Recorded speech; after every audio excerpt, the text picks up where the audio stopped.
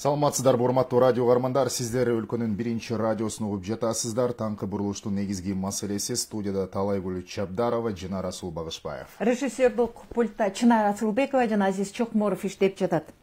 Урматтуу радио каармандар, бардыгыңыздарга белгилүү болгондой, саналуу күндөрдөн кийин Кыргызстанда жалпы элдик референдум өтөт.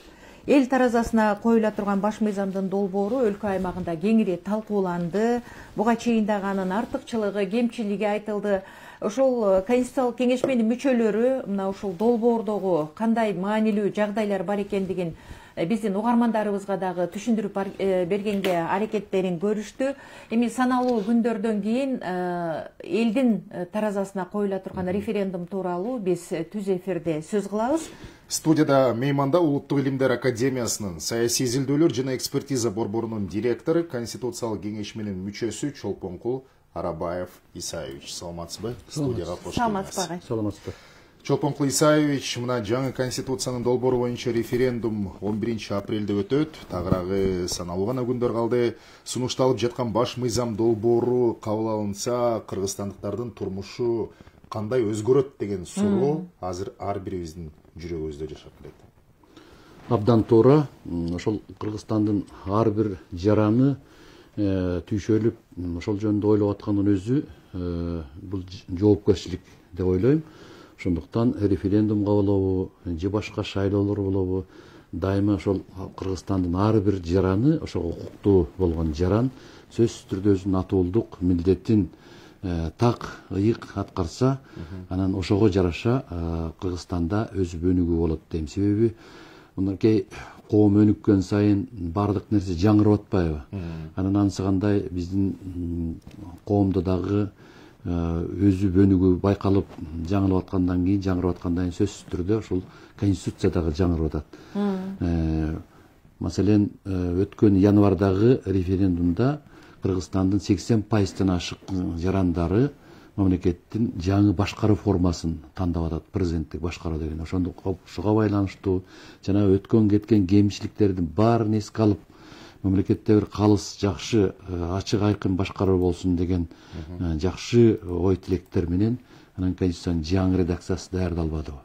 Ошондуктан бул жагынан Кыргызстандын ар бир жараны бүгүнбү, эртеңби күндөрдүн бир күндөрүндө сөзсүз түрдө ошол конституциядагы каралган нормалар менен, ченемдер менен өзүнүн жашоосун улайт, ошого жолугат.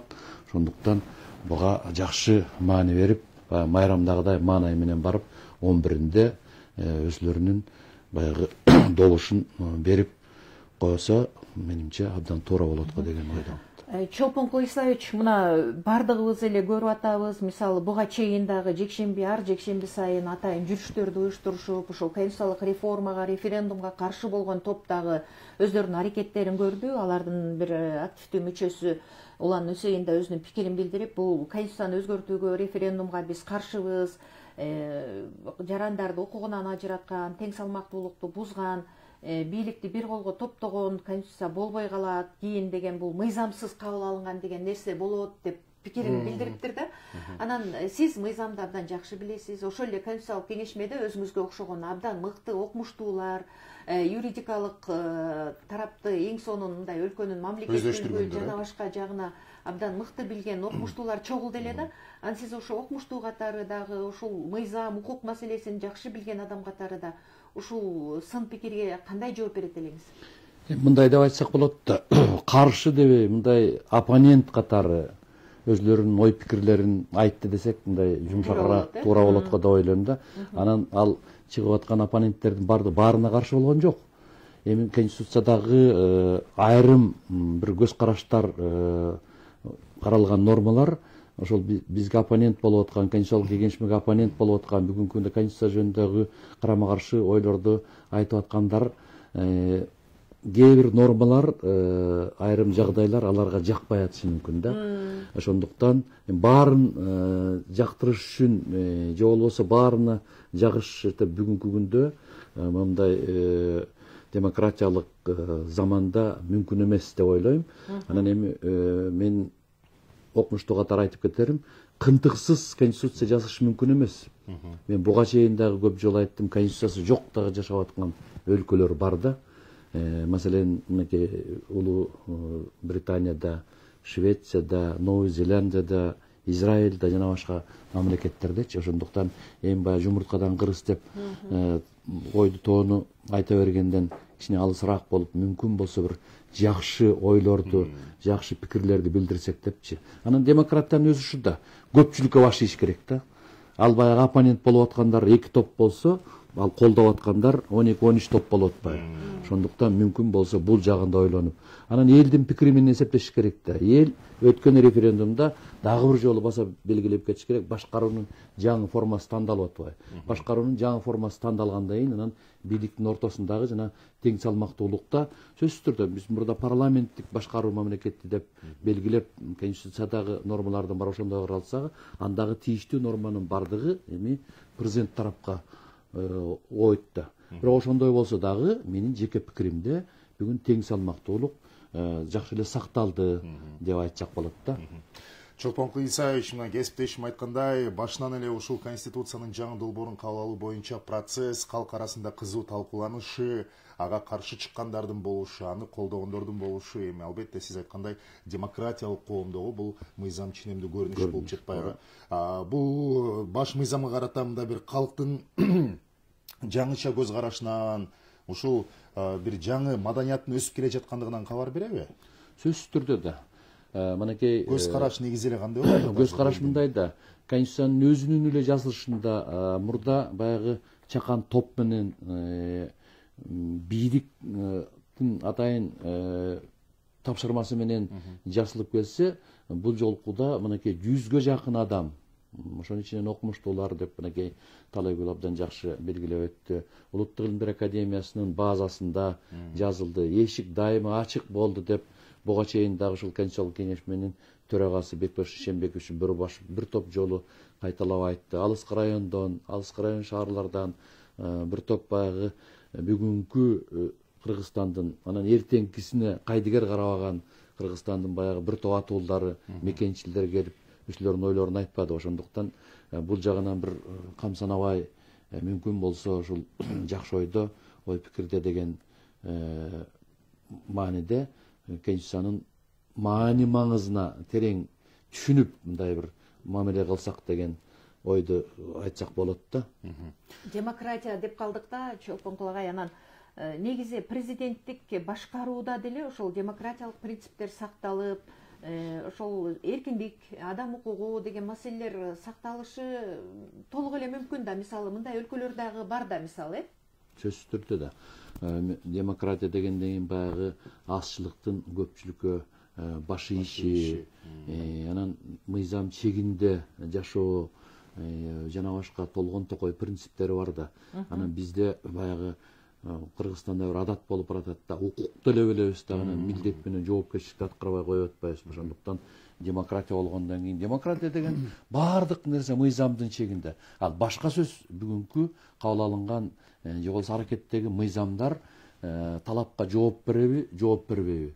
Бирок жакшыбы, жаманбы, сөзсүз түрдө рас баарыбыз демократия дегенден кийин сөзсүз түрдө бүт кабыл алып аткан чечимдердин баары, айткан оюбуздун бардыгы мыйзам чегинде болуш керек да. Бирөөнүн аброюна, абийирине, юридикалык репутациясына шек келтирбеш керек да. Ошондуктан мына демократиянын жеткен чеги ушул. Европалык мамлекеттерди алалы, Европадагы жайгашкан өнүккөн мамлекеттер, же болбосо Американы алалы, биздегидей айрым жагдайларды ошол Европада жасап көрсүнчү. Мыйзам чегинде кандай катуу жоопкерчиликке тартылар экен. Ошондуктан бул жагынан да биз ойлонуп, акырындык менен жанагы укуктук маданиятты, анан жалпы эле маданияттуу болгонго көнө башташыбыз керек да, мыйзам чегинде жашаганга. Урматтуу радио угармандар, эгерде сизде суроолор жана пикирлер бар болсо, 39 21 90 0502 39 21 90 номуруна байланышып суроо узата аласыз. Чолпонкул Исаевич, мынакей ушул укуктук талааны түзүүдө, өлкөнү туруктуу өнүктүрүүдө алдыдагы референдумдун мааниси канчалык? Мааниси өтө зор дешибиз керек да. Мен жана сөзүмдүн башында айтпадымбы? Бир майрамдык мынайдагыдай мүмкүн болушунча бир жакшы ойлорду ойлоп, референдумда Конституциянын жаңы долбоорун колдосок, эртеңки Кыргызстандын келечегине ошонун ичинен биринчи кезекте мынакы экономикалык өнүгүшкө бир жакшы шарт болот деп ойлойм да. Себеби баш мыйзам, мен массалык маалымат каражаттарына жазып атам, жазып айттым, бул баягы Кыргызстандын өнүктүрүүдөгү бир багыт бере турган компас, же болбосо бир жол карта, кабыл алына турган кийинки чечимдердин стратегиялык болобу, концептуалдык болобу, башка программалар болобу, же болбосо мындан аркы ушул конституцияга дал келтире турган мыйзамдардын бардыгы ушул конституциянын негизинде кабыл алынат да. Башкача айтканда, баягы өзөндөгү ага турган элге бир шарт түзө турган суунун башаты, бул булак, бул конституция да. Ошондуктан мүмкүн болсо мен баягы жөнөкөй философский тилде айтып атам да. Ошондуктан буга бир жакшы көз карашта, жакшы маанайда жоопкерчилик менен мамиле кылышыбыз керек да. Анан сөзсүз түрдө конституция аткарылыш керек. Эгер конституция аткарылбаса, конституцияда коюлган талаптар, ченемдер анда кагаз жүзүндө кала берет да. Ошондуктан бүгүнкү күндө жөнөкөй жарандан баштап жогорку саясий кызматтагы ар бир мамлекеттик кызматкер сөзсүз түрдө жоопкерчилик менен мамиле кылыш керек да. Ошонун ичинен жанагы бийликтин бардык бутактары, жогорку кеңеш, аткаруу бийлиги, сот бийлиги жана башка мамлекеттик органдар ошо конституцияда каралгандардын бардыгы жоопкерчилик менен калкка кызматты көрсөтүүдө жакшы аракеттер жасалса, анан ошондо барып конституциянын тийиштүү нормалары аткарылды деген жыйынтыкка келсек болот да. Чолпонкул Исаевич, сиз ошол жоопкерчилик жөнүндө айтып кеттиңиз да. Анан өткөн 10 жыл, мисалы парламенттик башкаруу деген 10 жыл ичинде биз ошо парламенттеги депутаттардын же болбосо жалпы эле парламенттин, өкмөттүн, президенттин жоопкерчилиги деген маселе көп жолу көтөрүлдү, бирок аны бир дагы бийлик бутагы жоопкерчиликти тарткан жок да. Анан бул жолку айырмачылык президенттик башкарууда жоопкерчилик президентке жүктөлүп атат деп атабыз. Бирок ошол эле учурда парламенттин дагы бийлик бутагы катары укуктары сакталып калды да. Анан мурдагыдай эмес, бир башкача парламент мүчөлөрү болушу керек деген дагы алдыда тапшырма турат окшойт да. Бул ошо парламентке келейин деген саясий күчтөр дагы, жарандар дагы сезиши керек го дейм. Сөзсүз түрдө ошол жогорку кеңеш же болбосо жалпылап айтканда, бир сөз менен айтканда, эгерде жогорку кеңеш өкүлчүлүк миссиясын толук деңгээлде жакшы аткарган болсо, анда бир топ маселеде мынчалык Кыргызстанда оорчулук болбойт эле го деп ойлойм. Анан бийликтин ортосундагы тең салмактуулук дагы жакшы сакталмак. Жана курултай деген институттун дагы тиги кирип калышы да болбой калмак да. Ошондуктан баягы өкүлчүлүк миссиясы жакшы аткарылган жок. Буга ар бир шайлоочунун жоопкерчилиги ойлош керек да. Бийликтин бутактарын эле ошонун ичинен жогорку кеңешке эле мына ушулар ушундай болду деп. Ал жогорку кеңешти, депутаттарды бийлик алып келип аткан ким? Бул шайлоочулар да. Биз Кыргызстандын жалпы эли ошого жоопкерчиликсиз кайдыгер мамиле жасап, өтө берсин, бара берсин деп болор болбос нерсеге өзүбүздүн добушубузду сатып, анан жанагыдай деңгээлдеги депутаттар келди деп айрыкча 5-6 созупта мынакей ошо мезгилдеги президенттер өзүлөрү алып келип алып, анан өзүлөрү бүгүн баягы каскан тиги орго өзүлөрү түшүп калып атат да. Ошондуктан бул жагынан терең ойлонуш керек да ар бир шайлоочу келечегинде. Экинчиден эми баягы парламенттик мамлекет дегенден парламенттик мамлекеттин башаты ал саясий партияларда. Анан саясий партиялар Кыргызстанда баягы европалык деңгээлдеги өнүккөн саясий партиялар болбой калды да. Биздин ошол кездеги башатында турган мыйзамдар баягы 10 адам демилгелеп, анан ошол аркылуу анан партиялар түзүлдү да. Анан партиялар только Бишкектин айланасында, Ош шаарынын айланасында болду дагы, жергиликтүү баягы аймактарга чейин жеткен жок. Партиялык формалдуу түрдө мындай бир үй бүлөнүн, бир жеке адамдардын бир ишканасы катары жеке фирма сыякталып түзүлүп калды дагы. Анан ошолор анан акырындык менен келип алып партия такыр башка нукка өтүп кетти да. Дүйнөлүк деңгээлдеги классикалык партиялар жок. бизде бир кыргызча партиялар болуп калды да. А так болбосо албетте парламенттик башкаруу дүйнөлүк деңгээлдеги ойлонуп табылган жакшы башкаруу, бирок биздики андай болбой калды да.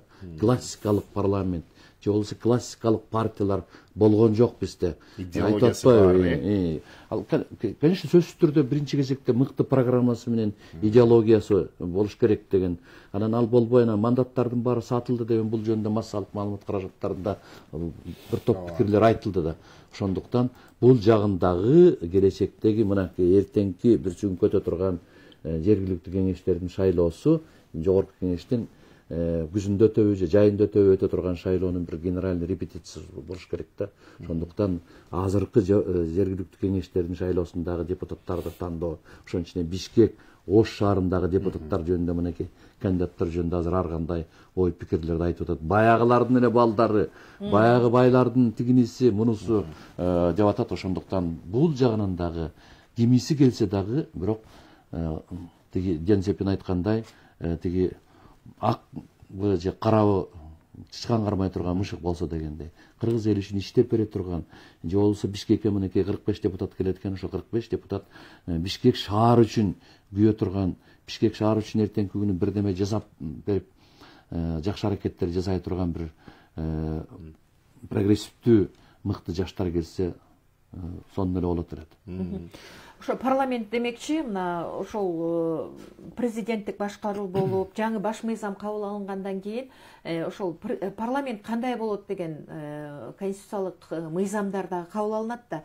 Мына ошондо дагы биз өткөн каталарды кетирбегенге, өткөн каталарды кайталабаганга аракет кылып, бир кынтыксыз мыйзам кабыл алуу милдети дагы турат да референдумдан кийин, Туура. Мына ошол деле кынтыксыз жогорку деңгээлдеги жакшы мыйзам кабыл алыш үчүн жакшы жогорку кеңеш керек да. А жакшы жогорку кеңеш кимдерден турат? Ошол профессионалдык деңгээли мыкты, маданияты өзү өнүккөн, илим билимдүү мыкты адамдар келсе, анан ошондон жакшы мыйзамдар кабыл алынат да. Ал мыйзам иштеп чыгуу дагы бул оңой жумуш эмес. Бул илимий багытта көптөгөн жанагы юридикалык техниканы билген ар бир ченем эртеңки күнү тиги кандай жагдайларга адамдардын ортосундагы, коом менен адамдын ортосундагы, мамлекет менен адамдын ортосундагы, юридикалык жактардын ортосундагы мамилелерди кантип укуктук жактан жөнгө салат деген толгон токойме бар. Андан сырткары анан ошол мыйзам экономикалык жактан эсептеп келгенде канчалаган каражатты талап кылат деген бар экинчиси. Үчүнчүсү бар анан бул мыйзам кабыл алынса канча мыйзамга өзгөртүү киргизиш керек, канча мыйзамды жокко чыгарыш керек деген маселе турат. Мына ошондуктан бекеринен жанагы жаңы шайланган президентибиз Садыр Нуркожоевич жаңы указ чыгарды. Тиги мыйзам актыларды инвентаризация жасоо дегенчи. Бул деген инвентаризация деген кабыл алынган мыйзамдардын баардыгын талдап чыгыш керек да. Кайсынысы кайсыл учурда кандай жыйынтык берет, ошол жыйынтыктын эсебинде ал канчалаган экономикалык каражатты, финансылык каражатты талап кылат деген маселеде кыскача кыргызча бир сөз менен айтканда ревизия деген сөз да. Тактап чыгыш керек да. Ошондуктан баягы жылда деле ар бир үй бүлөдө болот го. Жазында же күзүндө бир сыйрак карап, кайсын ремонт жасаш керек, кыштан кандай чыгабыз, жазга кандай келебиз деген сыяктуу мамлекет да ошондой. Башкача айтканда, мамлекеттин башаты үй бүлө дейт. Ошондуктан буга дагы жоопкерчилик менен мамиле кылыш керек да. Азыркы колдонуудагы конституциядан баш мыйзамдын жаңы редакциясында ушул жогорку кеңештин сапаты боюнча дагы, укуктары боюнча дагы бир топ баягы айырмачылыктар бар экен. Мисалы, ошол эле депутат болууну каалаган жарандардын жаш өзгөчөлүктөрү боюнча, парламенттин саны боюнча дагы бир топ өзгөрүүлөр кириптир. Ошол эле учурда маанилүүсү жогорку кеңештин баягы укуктары кыскартылган жок, бир топ эле укуктар берилди аларга дагы. Жок, мындай да кыскартылган жок деп айтсак болбойт. Себеби мурда биз парламенттик башкаруу деп бир топ ыйгарым укуктарга парламент ээ болгон да. Анан эми президенттик башкарууну тандагандан кийин бул автоматически баягы тиги башкаруу формасы боюнча парламенттеги бир топ ыйгарым укуктар президентке кетти. Бул баягы закон ченемдүү көрүнүш да. Мындан эч кандай эле бир тиги жаман нерсени ойлоп, мынакей баары эле президент кооп кетти, эртең конституция болот, анан Кыргызстанда баягы жеке бийлик болот деген ойдон алыс болуш керек да. Бул биринчиси. Экинчиси, жогорку кеңеш классикалык өзүнүн формасы боюнча мыйзам чыгаруучу орган. Мунун мыйзам чыгаруу функциясын эч ким ала албайт. Ал мезгилинде, конечно, практика болгон. Маселен, Казакстанда бир кезде парламент таркап кетип, ошол президентке тиги закон чыгаруу функциясы дагы убактылуу берилген да. Ошондуктан бул жагынан парламент биринчи кезекте мыйзам чыгаруучу, экинчиси ошол эл өкүлдөр катары өзүнүн иш милдетин аткарат, анан мыйзамды контролдойт. Андан башка жанагы дайындала турган мамлекеттик кызматкерлер, ошон ичинен жанагы сотторду, конституциялык соттун төрагасын, орун базарларын, судьяларды, жогорку соттун жана башка толгон токой тиги милдеттер, укуктар калды жогорку кеңеште. Ошон ичинен жана жаңы келе турган министрлер кабинетинин төрагасын, ошон министрлер кабинетинин мүчөлөрүн жана башкалардын бардыгы жогорку кеңештин макулдугу менен анан президент шайлайт да. Бул жагынан тең салмактуулук бүгүнкү күндө жакшы сакталды деп айтсак болот да. Башка сөз ошону көргүсү келбей, ошону окугусу келбей, мурдагы баягы парламенттик башкаруу болсо, биз партиялар аркылуу жогорку бийлик органдарынан баштап, өкмөттүн мүчөлөрүнөн баштап, айылдагы ишкана мекемеге чейин бөлүп алабыз деген баягы жаман ойлору менен баргандай пикирлерди таркатып, элдин арасында мындай кайчы пикир жаратып аткан бекеринен эмес болуш керек. Бизде угарман бар экен, кабыл алалы. Саламатсызбы? Саламатсыздарбы? Угуп жатабыз сизди. Канчадан Каныбек мырза, канчоң болса саламатсызбы? Саламатсыз Каныбек мырза. Демейдегидей эле баягы сиз угуп туруш абдан мындай орусча айтканда приятно деп коет, себеби окумуштуу катары, адам катары абдан жакшы түшүндүрөсүз, жакшы мына маалымат берип атасыз. Рахмат сизге. Анан жанагы башында эле жакшы айтып кеттиңиз да. Бул конституцияга каршы болуп аткан жок, жана өз пикирин айтып аткандарчы. Ошо конституцияга айрым бир беренелерге, айрым бир главаларга өздөрүнүн ойлорун айтып атат. Туура. Ошолорду туура кылсак болот эле депчи. Анан аларды жанантип бизде дагы эле болсо жана саясий маданият деген калыптанбай жатпайбы? Ошого бара-бара жетишебиз го деп ойлойм. Биз дагы ошо башка өнөкөн өлкөлөрдөй болуп, бирибизге бирибиз ушундай жакшы маданияттуу, саясий маданияттуу көрсөтүп мамиле кыла баштайбыз го буюрса. Акарат келтирбей. Ооба, туура айтасыз. Ошо бирөөлөрдүн жана аброюна акарат келтирбей, аброюна шек келтирбей, аларды душмандар, акмактар, бузуклар дебей, өзүбүздүн Кыргызстандын жарандар, алар да патриоттор, алар да күйүп пишип атышат. Башка өлкөлөрдүн астында уят болбосок, биздин конституциябыз эл үчүн, мамлекет үчүн иштесин деген, ошондо жанагы башка мамлекеттер дагы биздин мына конституциялар кыргыздар баягы эле өздөрүнчө баягы жазып алыптыр, эч кандай нормаларга жооп бербей турган деген, жооп бербейт экен деген сөздөр болбош үчүн эл аралык нормаларга. Ооба, эл аралык нормаларга жооп берет экен деп дагы бизде мына билимдүү бул өнүккөн мамлекеттердин бири деп, демократиялык өзү жаткан мамлекет деп ушундай бизге мамиле кылсын деген ошондой деңгээлге жетиш үчүн биз ар дайым бирибизди бардыгыбыз Кыргызстандын жарандарыбыз, президенттен баштап жөнөкөй жаранга чейин карама каршылык айтып атышабы же макул болушуп атабы, бул Кыргызстандын жарандары бардыгыбыз ошо бир мамлекеттин жаранына мамиле кылсак бирибизге жакшы болот эле. Бул саясий маданияттуулук. Анан сөзсүз түрдө 10 жылдан кийин бул конституция өзгөрүш керек эле, жанагындай жаңы редакциясы болуш керек эле. Жаңы конституция эмес, туура айтып атасыз. Кече дагы аны кайып деги Зайнидин да Курманов айтып кетти. Бул жаңы конституция эмес, бул жаңы редакциясы депчи. Өзгөрүүлөр бар, жаңы баягы эле фундаментте өзгөрүүлөр болуп атат азырчы. Жаңы форма управления болгондон кийин ошого жараша жана эми мыйзамдарды иштелип чыгат деген ойдобуз. Референдумда ошон үчүн баягы кыргыз эли келип өзүнүн угушун берип, ар ким өзүнө жараша демократиялык мамлекетте пикирин билдирет деген ойдобуз. Мен дагы жолу айтып кетем, бул 10 жылдан кийин өзгөрүш керек эле, 10 жылга мораторий болгон. Эгерде биз туура жана саясий маданияттуулук болгондо ушунчалык уруш талаш болбостон, жанагы парламентаризмди да колдогондор алар өздөрүнүн оюн билгизип, наоборот ынтымакта болмок эле. Биз башынан кичине баягы эми түшүнүктүү нерсе 5-6 октябрда болгон окуялардан кийин ушундай бир какой-то бир жаракка кеткендей сезилип калды да, бирок мына бара бара баары ордуна келатат да. Кичине түшүнүүлөр башталды деп ойлойм да. Ошон үчүн мен ойлойм баары жакшы болот. Мына 11 апрелде болгон референдумдан кийин али кыргыз эл ынтымак келет, биримдикке келет да, алдыга карай жылабыз деген ойдомун да.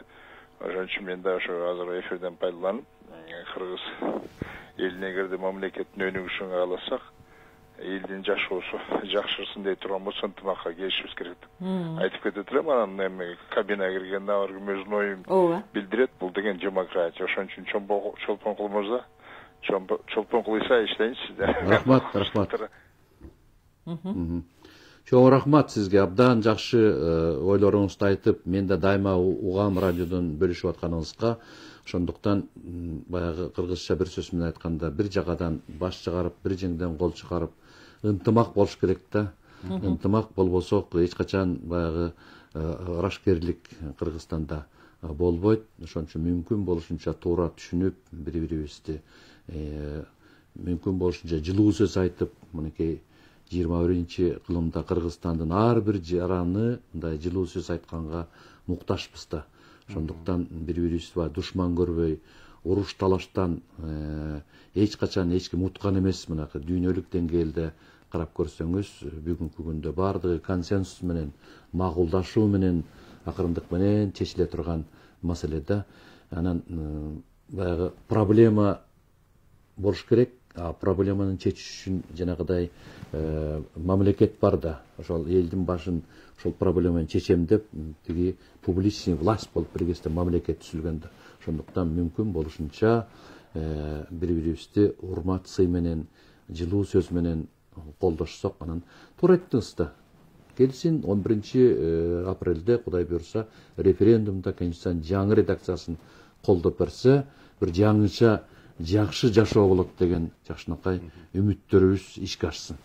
Агай, бирок баары бир ошол демократия болгондо деле бири-бирибизди сыйлап, бири-бирибизге сый урмат көрсөтүп, ар ким өз пикирин билдирген күндө деле баары бир мындай бир көпчүлүккө азчылык баш ийиш керек деген нерсе керек да, Мисалы, көпчүлүк президенттик башкаруу формасын тандап алды. Көпчүлүк ошол 80%-тан ашык. Анан ошол дагы маанилүү болуш керек да бүгүнкү күндө. Сөзсүз түрдө. Ошол дагы абдан маанилүү.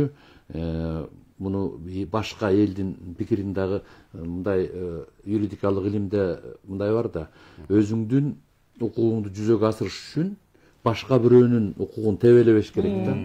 Ошондуктан 80%, 8% болсо башка сөз. Башка көп. Анан 80% адам 100дүн ичинен 80-и мындай деп атса, анан 20-сы тиги өзүнүн кайчы пикирин Каныбек мырза абдан туура айтты.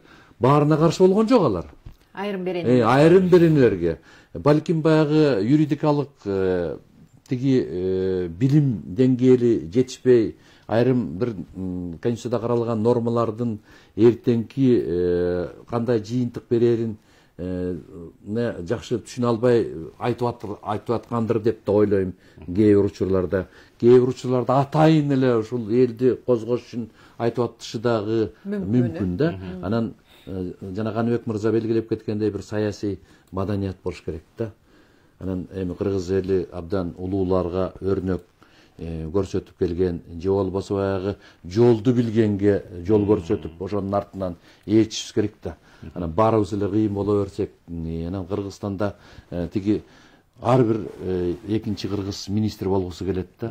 Ал ошол жоопкерчиликти, ошол макамды көтөрө аламбы, көтөрө албаймбы дегенди ойлой эле акыркы жылдарда, мынакей акыркы 10 жылда ушундай бир жаман адат пайда болуп калды да. Ошондон кетишибиз керек да. Мынакей ошонун кесепетинен бүгүнкү күндө жогорку саясий кызматты ээлеген адамдарыбыз бүгүнкү күндө жана кылмыш жаза жоопкерчиликтен тартылып түрмөдө отурушат. Бул деген өтө кейиштүү нерсе да.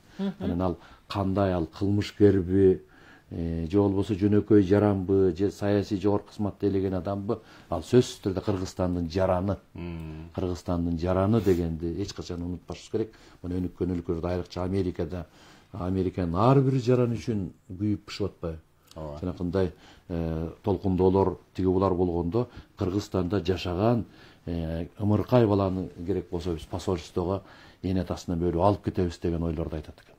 Ошондуктан бул жагынан дагы күчтүү мамлекет болсок, бир күчтүү ушул Конституция кабыл алгандан кийин бир жакшы стратегия, концепция, бир жакшы идеология иштелип чыкса, Кыргызстанда мекенчилдик биринчи орунга чыгып, Кыргызстан үчүн Кыргызстандын ар бир жараны күйүп бышып турсак, мына жанакындай уурдоолор жана коррупция деген маселе өзүнөн өзү жоюлат эле да.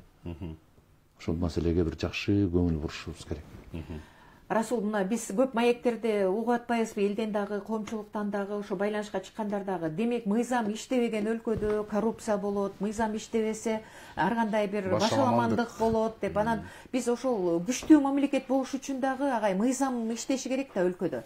А мыйзам иштеши үчүн жанагындай жоопкерчилик болуш керек, бир адамдан сурап ала турган жагдай түзүлүш керек дегендей. Биз ошого баратабызбы?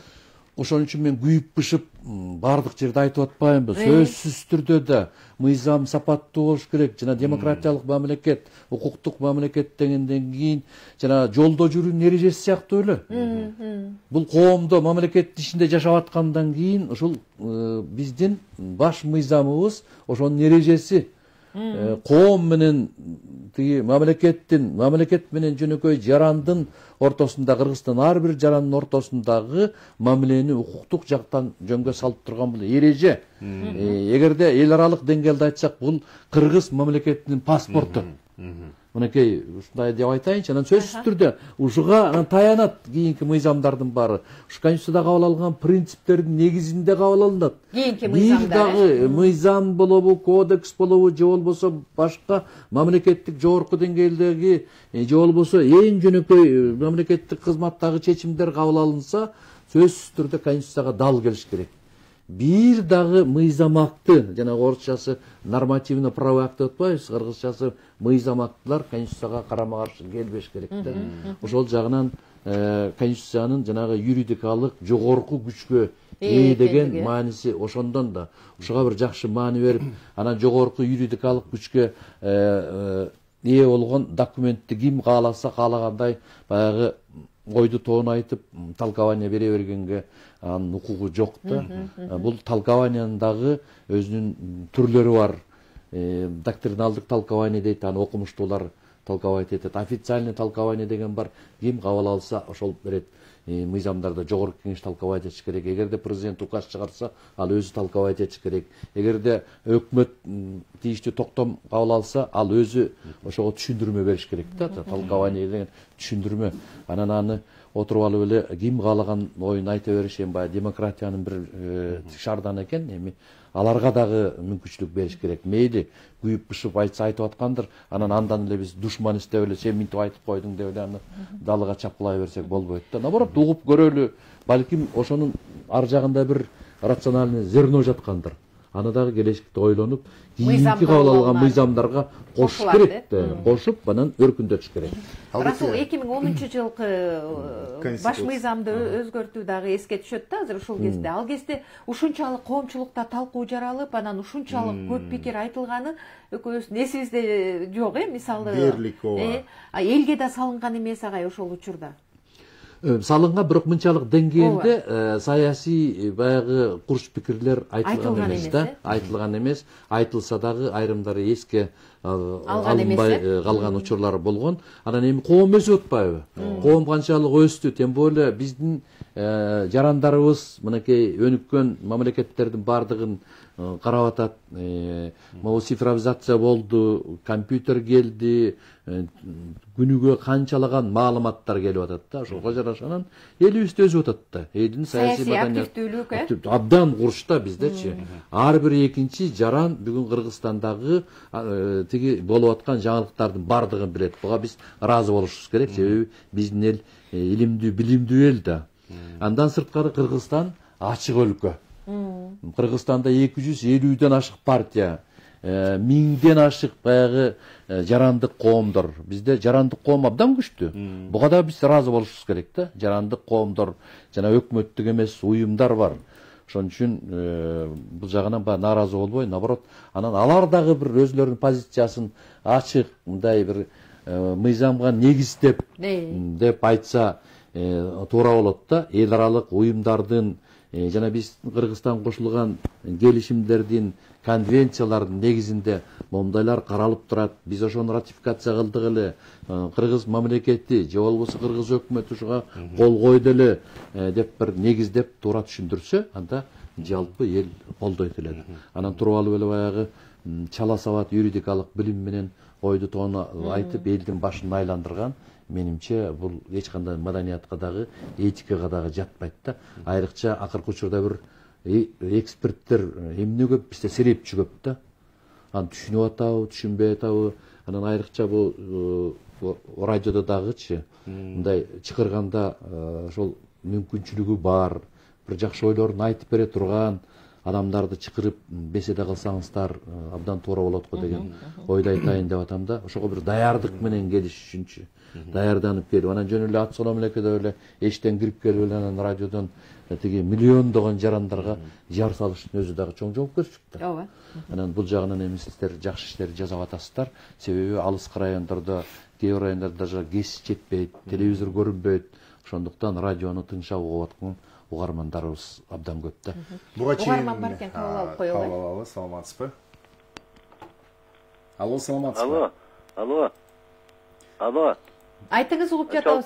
Исаевич. Угуп атам сизди. Мен сизди юриспруденция боюнча эң мыкты адис катарында баалайм. Рахмат. Эми сиз ушу жанагы айрым конституциядагы кеткен бузуулар бар, чектиликтер бар деген адамдарга бир мындай эскертип айтып койсоңуз.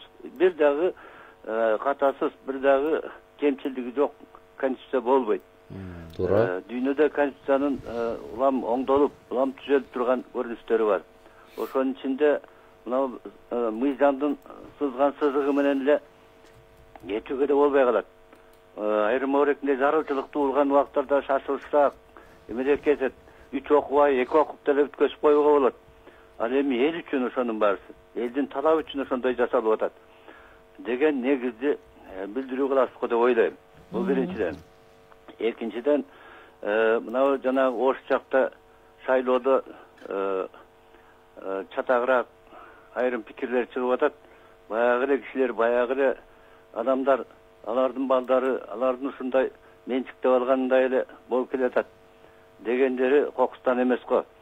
Мына ушундай нерселерге жанагы биз тазалануу деген багытты алсак, айталык 6 жолу шайлоого катышып 6 жолу депутат болуп жүргөн адамдар да бар. Бирок ошолор канча кызмат кылды эл үчүн? Эмне кылды? Дагы эмне кылып бериши мүмкүн? Дагы эле шайланганда ошондой болобу же жокпу? Деген сыяктуу алардын байлыгы бар, бийлиги бар, тааныштары бар. Ошо менен өтүп жүрүп отуруп келишти. Ошончолук акылман экен, акылман болсо балким ошо элибиз ушундай абалга жетмек эмес. Мына ушуга бир пикириңиз болсо айтып койсоңуз экен.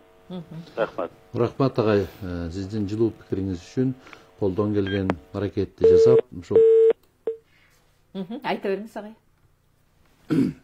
Эми биринчи кезекте жана жергиликтүү кеңештерге баягылар эле келип атат деп атпайбы? Анан ага шайлоочулардын жообу болуш керек. Анан эми аларды келбе деп, сен баягынын баласы экенсиң, тигибу деген чектөөнү айта албайбыз. Ал мыйзамда дагы каралган эмес андай нерселер. Ага жоопту шайлоочулар гана бериш керек да. Ошол баягыларбы буга чейин элдин үмүтүн актаган жокпу? Анын атасы, таекеси, кудасы тиги булар. Болду, анан ошого жараша сиздер өзүңөрдүн добушуңуздарды беришиңиздер керек. Мына биринчи жообум ушундай. Эч качан мен күйүп пышып айтып атпайм, масалык добуш сатпаш керек. Добуш деген ар намыс абийир. Кыргыз эли эч качан добушун саткан эмес. Ошондуктан мүмкүн болушунча ушул таза шайлоо өткөрүш керек да. Жана Кыргызстандагы болуп өткөн 3 жолку толкундоолордун бардыгы революциялардын өтүшү дагы бир чоң себеби ошол шайлоодон башталып атат да. Ошон үчүн шайлоого бир жоопкерчилик менен мамиле кылып, биринчиден барыш керек шайлоого, анан экинчиден өзүңдүн жүрөгүң менен ошол баягы деп айтып атабы эл, анда баягыга салбаңыз. Жаңы келген адамга салыңыз. Мынакей сиздерге бере турган жооп ушундай да. Анан экинчи албетте тиги 30 жыл депутат болгон адамдар бар. Соңку жаңы тарыхыбызды эле алсак, 10 жыл депутат болгондар бар. Эми алардын баары өттү кетти десек болот, бирок ошондон жыйынтык чыгарышыбыз керек да. Кана 30 жылда эмне кылып бердиңер? Кандай мыйзамдар кабыл алынды? Деп анан баарын эле жаман десек болбойт да. 30 жылда дагы бир топ жакшы иштер жасалды. Бир топ кемчиликтер кетти деп абдан туура белгиледиңиз жана радиогучум. Иштебеген адам гана ката кетпейт да. Үйдө жатып эле диванда жатып телевизор көрүп отура берсең, анда эч кандай кынтыксыз болот да. Анан ал иштеген адамдарда кемчилик кетет. Ошол сыяктуу эле мыйзамдар дагы кынтыксыз кабыл алынышы мүмкүн эмес. Мыйзамды эмне үчүн кабыл алат? Мыйзамга эмне үчүн өзгөртүү кошумча киргизилет? Себеби коомдо болуп аткан мамилени укуктук жактан жөнгө салыш керек да. Мына мыйзамдын эрежеси ушундай. Ошондуктан коом өсүп атпайбы? Ошол өскөнгө жараша ар түрдүү мамилелер пайда болот да. Ошол пайда болгон мамилени укуктук жактан жөнгө салыш үчүн болгон инструмент, механизм бул мыйзам. Ошон үчүн мыйзам сапаттуу болуш керек деп абдан туура баса белгиледиңиз. А сапаттуу мыйзам болуш үчүн сапаттуу депутат керек. Бул жагында ойлонуп, мүмкүн болушунча анын келечегинде Кудай менен койсо жаңы шайлоодо, жаңы жогорку кеңеште ошондой илим билимдүү, жогорку маданияттуу, себеби Кыргызстандын эң жогорку трибунасы ошол мыйзам кабыл алынып аткан. Номер 1 трибуна деп айтсак болот да. Ошол трибунада сүйлөп аткан ар бир депутат Кыргызстандын эң жөнөкөй жаранынан баштап, жана мектеп окуучулардан баштап жогорку адамдарга чейин үлгү болуш керек да. Ошолорду карап биз түздөнүшүбүз керек. Ошондуктан мына ушундай адамдар келиш керек келечекте тиги жогорку кеңешке. Чолпонкул Исаевич, мына ушул конституциянын жаңы долбооруна каршы чыгып жаткан баягы азчылыктын көбүнчө көңүлүн буруп жаткан маселе баягы президентке авторитардык жеке бийлик берилип калды деген маселе болуп жатпайбы? Керек болсо мына конституцияны конституция деп дагы атап коюшту. Бирок ошол эле учурда мынакей президент жоопкерчиликти алып, бул баш мыйзамдын жаңы долбооруна да так анын иши кандай болот, аткаруу бийлигине дагы жооп берип жатканы, аткаруу бийлигинин ишин да алып жатканы так жазылды. Ошол эле учурда мамлекет башчы баягы иш кабинеттерде өзүнүн сүрөт портреттерин илбөөгө чакырып атат. Кайрылууларында улуу урматтуу президент, бийик даражалуу президент деген сөздөрдү колдонбогула, мүмкүнчүлүк болсо жолдорду жаппагыла деген сыяктуу мындай бир кайрылууларын жасап жатат да. Сиз кандай ойлойсуз? Мындай түшүнгөн адамга сиз эч кандай хандыктын, баягы мындай бир бийликти узурпациялап алуунун белгилерин көрбөй эле турасыз да? Эми биз кыргыз эли мындай кайбан айтып, анан бирөөгө ат койгонго ушундай мастербиз да. Анан анысы кандай тиги конституцияны конституция деп атап ийгенин карабайсыздарбы? Ойдо жок нерсени тапканга мындай табышмактын жолу тапкан ашка сынчылык да. Ооба, сыныктан башканын баары жугушту дегендей. Эми буга Кыргыз мамлекетинде мүмкүн эмес. Мүмкүн эмес жанагындай конституция болуп жеке бийликке кирип кетет деген аны өзү дагы Садыр Нуркоевич канча жолу белгилеп айтып атат. Бул биринчиси, анан экинчиси, айтпадымбы мен жана Кыргызстан ачык коом депчи. Буга эч ким жол бербейт. Мүмкүн эмес агачы. Мынакей бир эмес 3 жолу жанакындай элдик толкундоолор болду да. Ачык мамлекет. Ошондуктан баягы жогорку бийликте отурган, же болбосо мамлекеттик кызматка эртең келе турган, жогорку кеңешке шайланып келе турган, же болбосо сот бийлигине барып аткандардын баардыгы билиш керек, бизди көрбөйт деп. Көрбөйт деп уру кылба, тиги укпайт да ушак сүйлөбө деп. Карачы, кыргыз эч агыл айтып коюптур. Баланчанчы кылымдар делечи. Ошондуктан Кыргызстанда баары көрүнүп турат. Жанагы шибегени капка ката албайсың деп да айтыптыр, карачы. Кайсы жеринен болбосо да бир күнү тиги көрүнүп калат да. Ошондуктан Кыргызстандагы ким кимдин кудасы, ким кимдин досу, ким каяктан кызматка кантип келип атат деген бүгүнкү күндө дагы, кечээ мурда күнү дагы белгилүү болгон да. Ошондуктан мүмкүн болушунча буга бир астейдил мамиле кылышыбыз керек да. Тиги бекеринен жанагы указда чыккан жок. Кадрдык жаңы саясат боюнча депчи. Жаңыланалычы, мамлекеттик кызматка келе тургандардын баары конкурстук негизде келсин деп. Бу дагы демократиянын шарданы, адам баласы башка эч нерсе ойлоп таба элек бүгүн. Конкурстук негизде келсин деп атат. Анан конкурс болгон жерде атаандаштыкта сөзсүз күчтүүнүн күчтүүсү утат да. Ооба. Бул жерде эч кандай тууганчылык, балким ошол туугандардын арасынан бирөөдө күчтүү чыгып болуп калышы мүмкүн. Анда дагы биз туура мамиле кылышыбыз керек да. Эгерде жогорку баллды алып, ошол талапка жооп берсе, эмне үчүн тиги ал мамлекеттик кызматтан келбеши керек да. Ошондуктан мүмкүн болушунча буга дагы бир астейдил мындай абдан аккуратно мамиле жасаш керек. Ойлонуп, түшүнүп, мүмкүн болушунча ада Кыргызстандын жараны да, анан эле бүгүн базагалы өпкөсүн үзүп эле анан эртең сен мындайсың, андайсың дегенден алыс болсок да.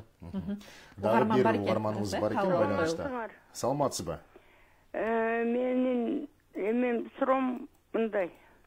Жана Текебаев, Отунбаев элдин арасында мындай ушак уктум да, өзүм домохозяйкамын. Из-за бугра акча алышат экен да. Это уже вот бизди как сатып атышабы, өзүнүн мекенин сатып атабы, аларга мындай эме жокпу? Рахмат. Ушак уктум дегениңиз мындай туура эмесирээк болуп калды. Эми баягы эл ичинде коомчулукта кандай гана сөз айтылбайт Чолпон Куйсаев. Ооба да. Эже да туура айтып атат. Ушак уктум деп ачык айтып атпайбы? Анан эми андай ушактарга ишенбеңиз. Кыргызстан эгемендүү өз алдынча Бириккен Улуттар уюмунда мүчө болгон, ошолорго тең укуктуу, тең ата болгон мамлекетпиз. Ошондуктан Кыргызстанды бүгүн эч ким сата албайт, эч ким сатып ала албайт. Кыргызстандагы ошол дүйнөлүк деңгээлдеги баягы өзү өнөлүү деген катарда турган мамлекетпиз. Кыргыз эли жашап турганда Кыргызстан сөзсүз түрдө жашайт. Кыргызстан болот. Анан бугурдун артында туруп алып сатуу тигүү дегенге ишенбешиңиздер керек. Кыргыз эли жол да бербейт. Жол бербейт эч качан. Мүмкүн эмес. Эл аралык коомчулуктагы жол бербейт. Бугачы баягы сырттан келе калып эле бүгүн басып алып, эртең территориянын баланчасын алып алат экен, анан сырткы карызды төлөй албай калсак мындай болот экен деген сөздөрдөн мүмкүн болушунча алыс болсок деген. Анан ошондой сөздөрдү тараткан адамдардын өзүндө да кичине бир айбири болуш керек да, жоопкерчилик болуш керек. Кичине мындай айтыштан мурда 10 жолу ойлонуп, кыргыз бекер айтпаптыр да, жет өлчөп бир кез депчи. Анан жөн эле мындай айтып койсо боло берет экен деп. Анан ал эртеңки күнү сөзсүз түрдө далилденсе, андай адамдарды сөзсүз түрдө жоопко тартыш керек да. Андай ушак таркатып элдин арасында бул баягы саясий курч маселе. Ал үйдөгү эле үй бүлөнүн ортосунда дагы эки абысын ошондо ушак айтса жаңжал болуп атпайбы? Ажырашууга чейин барыпчы. Анан эми мамлекеттик деңгээлде жанагындай сөздөргө ишенбеш керек. Бизде сотко тиешелүү дагы суроо келген экен Facebook баракчасында Расул. Альберт Эсеналиевдин ошондо окуп койсок окшойт. Конституциянын долбоорунда 3 бийликтин бутагында тең салмактуулук сакталбай калыптыр. Соттор президенттен көз каранды болуп калышыптыр. Бул кийинкиге өзүнүн терс таасирин тийгизбейби дейт. Эч кандай көз карандылык жок. Мына кече мурда күнү эле дагы бир указга кол коюлуп, тиги соттор кеңеши боюнча укук коргоо органдарынын ишин өркүндөтүү боюнча тиги указ кабыл алынды. Бул указда дагы айтылып атат, жанагы тиешелүү ошонун ичинен жана 7 кодекске 4 мыйзамды кайрадан талдап чыгалы деп, коомчулукта бул боюнча дагы оор пикирлер айтылбадыбы? Ошондуктан баягы президенттин жеке пикиринде 16 адамдан турган атайын тиги эксперттик топ түзүлдү. Ага жогорку соттун төрайымы, башкы прокурор, депутаттар жана башка бир топ өкмөт мүчөлөрү кирди. Ошондуктан бул жагынан бир президент эртең кийлигишип сот бийлигине тең салмактуулук бузулат дегенден алыс болуш керек. Ал туурасында мына жаңы шайланып келген президентибиз айтып атат. Эч кандай эме болбосун деп мына өткөндө соттор менен жолукканда дагы айтты, судьялар менен жолукканда.